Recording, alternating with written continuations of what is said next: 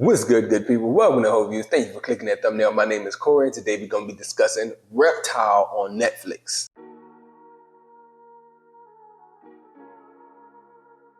So on my movie review scale, I go damn good, pretty damn good, good, all right, trash. Reptile is good, and I have to start that way by saying that, because Netflix does not make consistently good movies. A lot of the stuff that they spend a lot of money on, or they'll get this fantastic cast for, you sit down and you watch it and it just doesn't come together the way you expect it to, and something about it is not quite right with it.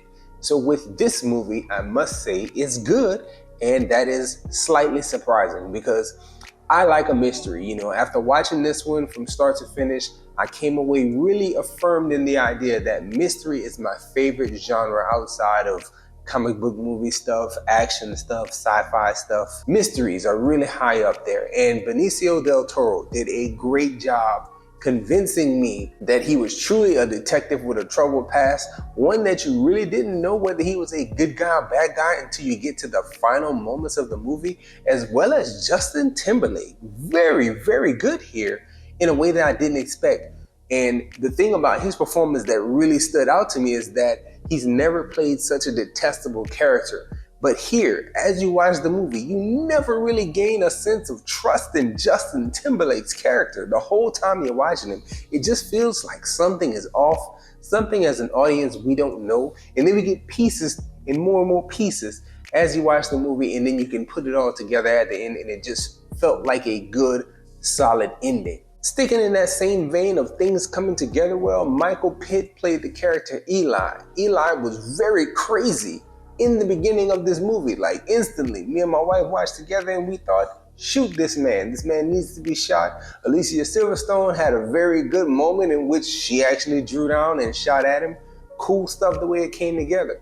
But going back to the Eli character and thinking about him, he made so much more sense as the movie went along. Like, he started out as this kind of a manic character who was just really suspicious looking. And then the more you learn about all the other players involved, you get to the point where, hey, this guy knows what's going on. And if he would just go about things in a different way, he would really be important and vital to like blowing his whole situation up. So I mentioned Alicia Silverstone, and I want to talk about her because I'm a child of the 90s. I grew up with Clueless, and she was this very popular actress from that role mainly. And because she doesn't do that many roles in Hollywood now, I don't see a lot of her projects.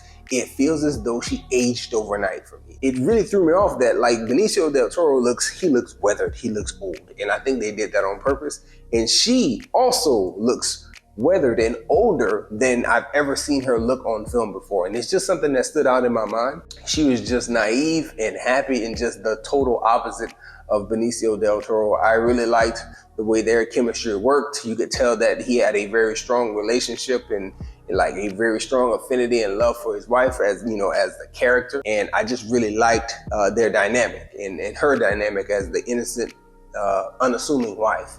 She did a good job. Is this movie perfect? I must say no. I said good and not pretty damn good or damn good. And here's get to the criticism of it. It's slow, y'all. It's very slow. And the things that you want to see happen, you actually don't see happen.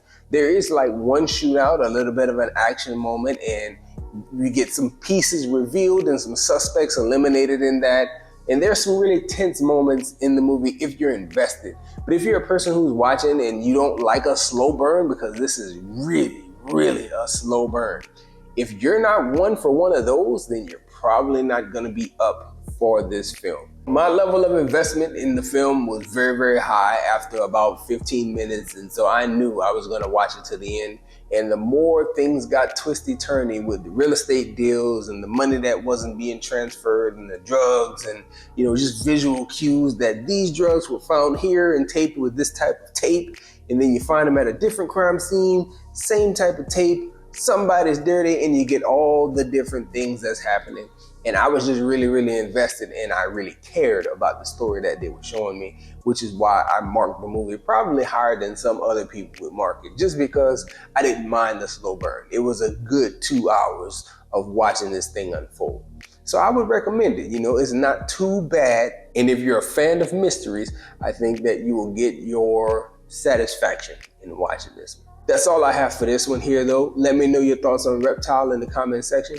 I'd love to get into some discourse with you about it. Enjoy yourself, guard your heart, and go watch something good.